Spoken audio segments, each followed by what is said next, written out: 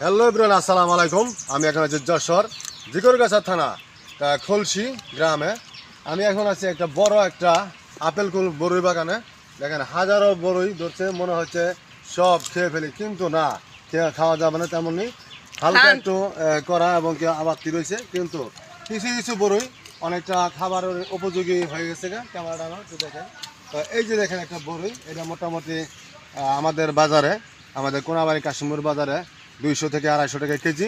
আর এখানে আমি হাজারো বড় খেলে আমার কোনো আপত্তি নেই, এবং কি বাগান মালিক আমার যেহেতু শুভাকাঙ্ক্ষী, সে বলছে আপনি যত পারেন তত খাইতে পারেন, বিসমিল্লাহ।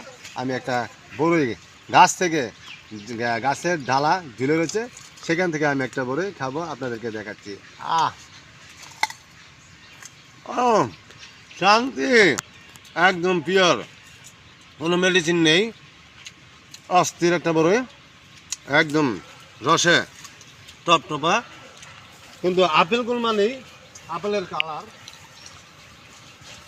এই যে বড়ই দেখেন, এটা হচ্ছে আপেলের কালার, কিন্তু আপেল কুল মানে আপেলের কালার হবে। কুল বড়ই খাইতে শান্তি, ঘুরা শান্তি, এবং পুরো একটা বাগানে আপনার দেখাই দেন। আমার এক ভাদার বড়ি কত দিয়েছে শীর্ষে গাছ থেকে, একদম পুরো আপেল। এখানে যত খাবে তত কোনো নিষেধ নেই, কিন্তু বেশি খাওয়ার মাত্র একটা সমস্যা আছে, কোনো খাবারে বেশি খাওয়া যাবে না, তা সিস্টেমে খাইতে হবে। কিন্তু বড়ই দেখে শান্তি, খাওয়া শান্তি। এই যে দেখেন কত বড় বড় বড়ি, আপনি যা মন চায় তা খেতে পারবেন, কোনো সমস্যা নেই। একটা বড়ই বাগানে আসলে নির্দিষ্ট একটা যে কোনো একটা জিনিস থাকে, সেটা মেনটেন করে খাইতে হবে। আমি পাইছি বিদায়, তাই খাবার খেয়ে নষ্ট করব না, বা বাজে কোনো জিনিস ব্যবহার করে নষ্ট করব না। আল্লাহ পাক বলছে অতিরিক্ত কোনো জিনিস ভালো না, আপনি যতটুকু পারেন ততটুকু খাবেন, এর বেশি দরকার নেই। তা আপনার হকটা অন্য যেন নষ্ট না করে, অন্যের হক আপনি নষ্ট না করতে পারেন, এটাই বলে বাস্তবতা।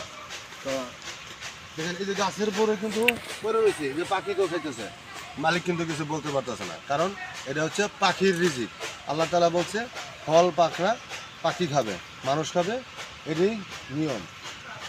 আর একটা ফল মানুষ খাইতে পারে না, এই একটা ফল মানুষের ভিতরে, যেমন পশু পাখি আছে,